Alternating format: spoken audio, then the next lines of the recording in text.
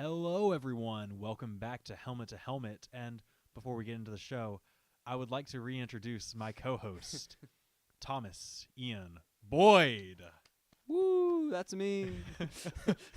In case you didn't listen to our AAF coverage, you should go do so right now. Hashtag shameless plug. But Ian, his mic didn't quite work. Well, really. I believe I was sabotaged, but we'll get into that later. Of course you do. It's good to have you back. Yeah, it's good to actually be heard this time, you know? When I originally started this podcast, I didn't necessarily want it to be an echo chamber, but the more that I've worked with you, the more I think that really works for me. Yeah, I think it would. For your own career, I think that's what you need to do. Absolutely. Anyways, before we get into the draft, talking about picks 5 through 8, we're going to talk about some general NFL news. A couple of the things are a little older, and a couple of them are a little newer. Just kind of get a recap of what's been going on. First, big hit, Jeffrey Simmons, the defensive lineman out of Mississippi State, tore his ACL. He was expected to be a top 15 pick this year. That's a big loss for this draft class. Yeah, and it's definitely going to hurt his value, but it doesn't mean that he still won't be picked up. A team that wants to take a chance on him certainly could in a mid-round because he's there. He's available to be there. And other players that are at that position now get a chance to go to a slightly better team or a team they didn't think that they had a chance with. Well, I don't think he'll drop past. He won't go to day 3. He'll definitely be picked either the second or third round still because he has a lot of talent. But if there was any position in this draft class for someone to have an injury in, it would be this pass rusher defensive line group because it's so deep this year. I mean, you have Quinnen Williams, Nick Bosa, Josh Allen at the top. You have Montez Sweat. You have Jockey Polite. There are just a ton of pass rushers available in this draft. Another big piece of news that kind of shook up everyone's mock drafts. Joe Flacco is officially, or will be officially, on March 13th. It's not official yet. We're just the paperwork is sitting there on the top of the NFL desk waiting. The Broncos will not fax this paperwork over like they did with Elvis Dumervil. They got Joe Flacco for a mid-round pick. What do you think about this, Ian? It's a weird move, in my opinion, because you just signed Case Keenum to big money, or at least starting caliber money. And you're bringing in a guy who also has a lot of cap space, who, yes, he does have a Super Bowl ring, but are you taking a step backwards or just like 2 steps forward and 1 step? It's just, I don't think it's a smart move. Let me give you a breakdown of all the quarterbacks that John Elway has brought in since 2011. So we have Tim Tebow, of course, who's now out of the league. Whoa. He plays baseball now. Who's now out of the league. We have Peyton Manning, who, of course, was one of the best free agents to ever hit the market. Paxton Lynch, Trevor Siemian, Case Keenum, who was I feel like I'm forgetting someone. Chad Kelly. Yeah. I mean, John Elway doesn't know how to evaluate quarterbacks, and I feel like it should be pretty obvious at this point. Every general manager has their weakness. Thomas Dimitroff for our Falcons can't draft offensive linemen. Jake Matthews was a freaking shot in the dark, but outside of that, he's been horrible at grabbing these guys. Yeah, I've really not thought about that in a while. I was like, the last true offensive lineman that we took that was worth it in a draft was Jake Matthews, and he's not even necessarily the best, but he's definitely serviceable in top 16, which best you can ask for. The best offensive lineman we've had in the past half decade, maybe even the past decade, has been Alex Mack, and he was acquired through Cleveland after 9 years there. We can't draft offensive linemen, and that's okay. And John Elway can't evaluate quarterbacks, but I think this is another big mistake, and he paid maybe a little too much for a guy that was definitely going to start losing value the longer he stayed in Baltimore. And how many more years does he even have left? I mean, the quarterback position you can play for a lot longer. But Joe Flacco, when you already are being questioned if you're elite after you win a Super Bowl, fair enough. In case you haven't heard, the Falcons have cut a lot of players going in order. They cut Brooks Reed, who's now with Arizona, Robert Alford, who's now with Arizona, Matt Bryant, who, if the current trend holds, will be with Arizona, and Brian Poole. Ian, who do you think's the biggest cut out of this group? Personally, the biggest cut to me is my kicking love. You know, Matt Bryant, the man who has been here for 10 years, has served our Falcons so proudly in fitness and in health. He went out there and would kick his quad off. I thought we were going to keep him until his leg literally fell off on the field. But it is a business at the end of the day, and I guess his health concerns are part of it, but it's just one of those things that I don't enjoy about football when you take someone that has really put their all into it and has helped the organization through so much, is a good person. He's not a bad guy. He does a lot on the side. And you just kind of throw them off, even when their contract's not over. I agree, but he's 43 and he's going through a leg injury. He's had leg injuries the past 2 seasons. That it does hurt to lose him, but we still have Tavecchio, or however you say his name. Giorgio Tavecchio. Yeah. I think the biggest loss was Brian Poole. Alford hurts, of course, but you have someone to replace him on the outside in Isaiah Oliver. But what the Falcons really didn't have was a nickel corner, and Brian Poole stepped into that, and he played really, really well. And for the money that you could have kept him at, I don't see why he had to go. And, of course, there's a chance that they re-sign him. There's still a very slim chance, but I doubt it. If they already said that they're not going to keep him.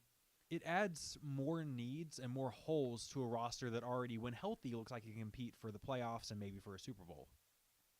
Finally, the Steelers have officially announced they will not franchise tag Le'Veon Bell or Antonio Brown. The 2 biggest stars for the Pittsburgh Steelers in the past, 6 or 7 years. I mean, these have been their cornerstones, are now going to be playing for different teams. Ian, which is the bigger loss, Le'Veon Bell or Antonio Brown?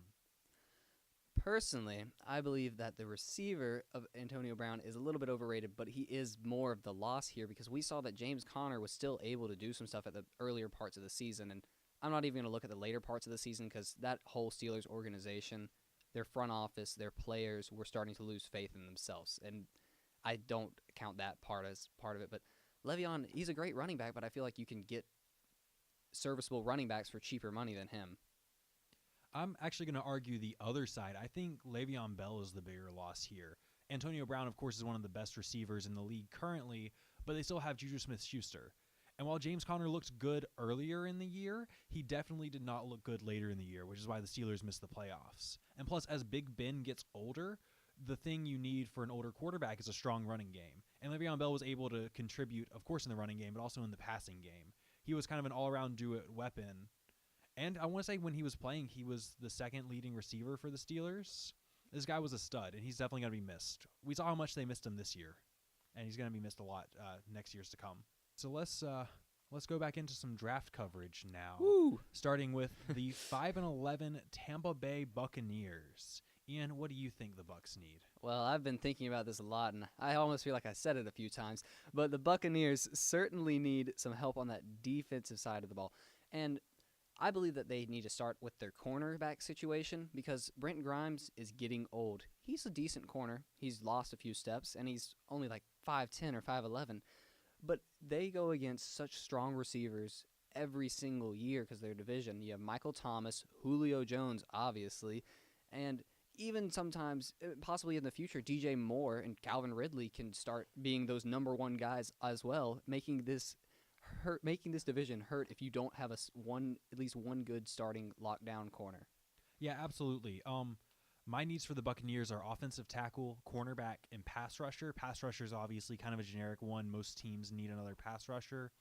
Offensive tackle, I debated giving them Jonah Williams here, which I did not. I don't think the value is quite right at 5, and I really do think cornerback is a bigger need. Though, if they wanted to start looking towards the future, I think the Buccaneers organization is starting to realize Jameis Winston is not their quarterback. So it's Fitzmagic time. So they could start building an offense for someone other than Jameis in next year's draft. And Potentially, just let the 2 quarterbacks currently ride out that crappy line. Yeah, absolutely. I ended up giving them Greedy Williams, the cornerback out of LSU. He's everyone's agreed upon top cornerback in this draft. He's got the size, he's got the speed, he's got the athleticism, he's a good in the run game. This guy's an all-around cornerback. I think this would be a good pickup for Tampa Bay, especially to guard a lot of those receivers in the division, like you mentioned, with Julio Jones and Michael Thomas. And even when you look at the quarterbacks, Matt Ryan, Cam Newton, and Drew Brees, 2 MVPs and 1 guy who should have an MVP. He's like, what, 3-time runner-up? Well, he has one thing they don't. Yeah. And that's a Super Bowl ring. We're not going to talk about that. Mm-hmm. But as long as you have those quarterbacks in the division, you're going to need some kind of corner to guard against them. Next up, the New York Football Giants, who also finished 5-11. They were pretty abysmal throughout the entire year. Their only real bright spot was Saquon Barkley's explosion. There's some Odell Beckham drama going around with that. With the Odell Beckham drama they're talking about, do you have them needing a wide receiver? I wouldn't say yet because first off, this is the 6th pick in the whole draft, and there's not really a wide receiver that I feel like is even top 15 in this draft. Maybe not even top round unless you're really desperate, but they still need to work on their situation with that offensive line. It was abysmal. Eli didn't even have time, and I know a lot of people want to blame Eli for his Eli-ness, but he's a guy that's won 2 Super Bowl rings. You kind of let him ride it out at this point, and maybe take a quarterback if you want to let him teach him some things. So O-line, quarterback, those are the main 2 needs. Yeah, I have their biggest need as pass rusher, then quarterback, then an offensive tackle. Their pass rush was absolutely abysmal. They gave up over 400 points away, and part of that was because they couldn't reach the quarterback. But I don't think there's a gap between the top pass rushers and the second-tier pass rushers. Because, of course, you have Nick Bosa, Quinnen Williams, and Josh Allen. And then after them, you have Rashawn Gary, who's good, Jockey Polite, Montez Sweat, maybe Ed Oliver, but there are concerns about his durability. Yes. There's not really a pass rusher there available for the Giants yet. So I think they need to embrace the youth movement on offense. They have a young receiver in Sterling Shepard. They have the young running back in Saquon Barkley. Now it's time to get their young quarterback. I have them taking Dwayne Haskins, the quarterback out of Ohio State. He's most people's top-rated quarterback. He's got the size. He's got the vision. He has the mental game. You see, he was explaining down a play against Michigan to someone I remember. He diagrammed exactly where the corners were going to go, where the safeties were going to go, where he needed to put the ball to complete this pass. Blew me away. This guy gets it. He's ready to be a top pick at quarterback. And that would be a great thing for that organization to have a coachable, wanting to learn, eager rookie from a veteran like Eli or even the other coaches, and possibly gets to start later in the year if they need him to. Yeah, absolutely. I think Eli will definitely ride out this year, but it would be good to have Eli at least teach his successor for all that he's meant to that organization. Next up, the Jacksonville Jaguars at number 7 also went 5-11. A sophomore slump, really a crash down into reality. They had such a good year last year going to the AFC Championship. Rookie Leonard Fournette back then looked incredible. Blake Bortles is having a career year. This year, everything fell apart. Blake Bortles wasn't able to get it done. Fournette not only had team issues, but suffered with some nagging injuries.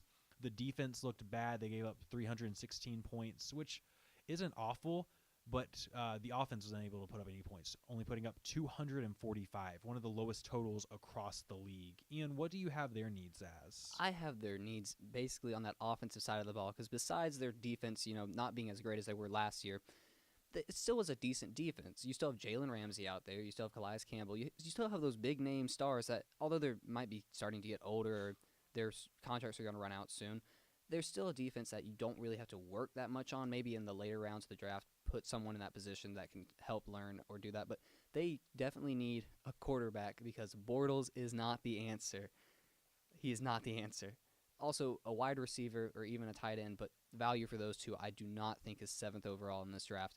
So I'm saying quarterback, and if I have to pick anyone, it's going to be that Duke quarterback, Daniel Jones from, I watched that homecoming game against Georgia Tech. I didn't even know his name before that, but after that game, I was like, this guy's impressive. I wouldn't say he's necessarily the best quarterback out there, but just something about his gunslinger mentality that I think the Jags need a change in culture. Yeah, I've got the Jags' needs being quarterback, wide receiver, and then defensive line. Of course, defensive line, you never have enough run stuffers or pass rushers. Wide receiver, there's not quite a value for it, as we talked about earlier. If they were going to get a wide receiver, they would need to trade back into the first round somewhere later to pick up like a DK Metcalf. Quarterback is definitely their biggest need. Blake Bortles is holding back this team. And it's not even that you need a stellar quarterback because you expect Fournette to not have this sophomore slump carry over. He's a good running back. We saw that in his rookie year. Todd Gurley had a fantastic rookie year, came in with a sophomore slump, wasn't able to do anything. And then third year and this past year, he's exploded. And then lost in a Super Bowl. Of course. He didn't even show up, did he? I definitely believe that the Jaguars are going to go quarterback here. The question is just who. And I also have them taking Daniel Jones, the quarterback out of Duke, who I think is the 4th best quarterback in this draft. I think he's behind Dwayne Haskins, he's behind Kyler Murray, and he's behind Drew Lock. But I think that when you look at what the Jaguars want in the quarterback, it comes down to one guy, Tom Coughlin. Tom Coughlin was the head coach of the Giants for so many years, and he won 2 Super Bowls with who? Eli Manning. Yes. If you're playing at home. The quarterback that looks the most like Eli Manning in this class is Daniel Jones. They have similar build. They have a similar style of throwing, a similar style of play. They both kind of they're not the best of the group, but they have that clutch factor. They have that thing you can't really talk about, the intangibles. A little bit of fun to watch too. You know, like Yeah. what are they going to do next? Is it going to be a 10-yard sack, or is it going to be a touchdown? He's not the most athletic, but he makes plays. So I've got them taking Daniel Jones just because he reminds Tom Coughlin of Eli Manning. And that brings us to number 8, the Detroit Lions. The Lions on the year are 6-10, and that really brings us into this slew of teams that are 6-10, 7-9, 8-8. The guys that were never really in the playoff contention. The one with a tie. And yeah, there's a 6-9-1 mixed in there. It's ugly. Anyways, what do you have the Detroit Lions needing? The Lions, I feel like they're not a bad team, but they're also not a good team. Their offense doesn't really need that much help. Of course, it wasn't awful, but it wasn't super great. It was mid-tier, an offense that can do work, but their defense, to me, has been struggling this whole last year. And with a defensive-heavy draft such as this one, you really need some defensive line help or edge rushers just in general just to help you on that defense. And then if not an edge rusher, I'm not sure if the value is here, but another cornerback to line up outside of Darius Slay so that you have 2 decent corners that can help you lock down and then get after the quarterback. Yeah, no, I totally agree. I think the Lions' biggest needs are pass rusher, linebacker, and offensive line. On the year, they had an okay offense, but their defense gave up a lot of points, 360. I don't think the value at pass rusher is here right now, of course, because the gap between 1 and 2. They could reach for like a Jockey Polite or so, or a Montez Sweat. I think who they really need to target here is a linebacker. Because when you look at their defense, they have Ezekiel Ansah rushing the passer. They have Darius Slay Jr. at cornerback. But what's missing is an organization and kind of a heart to the defense, as well as a big play linebacker. So I've got them taking Devin White, linebacker, of course, out of LSU. And I think not only is he athletic enough to play in this defense, but he's someone that can start to communicate and become a leader in this defense and bring everything together to make it one big cohesive unit. Because when you watched it, there weren't any huge holes. It wasn't obviously the pass rush, and it wasn't obviously the corners. It was a little bit of both. It was like they weren't in sync. And so I think Devin White brings in the leadership and helps them get in sync and can make this, honestly, a ferocious unit. That's what we have for 5 through 8. Next week, we have the Bills, the Broncos, who no longer need a quarterback, the Bengals, and the Packers. Let me know what you think about these picks and who you would take if you were any of these GMs. Until then, I'm Mason. And this is Ian. And this was Helmet to Helmet.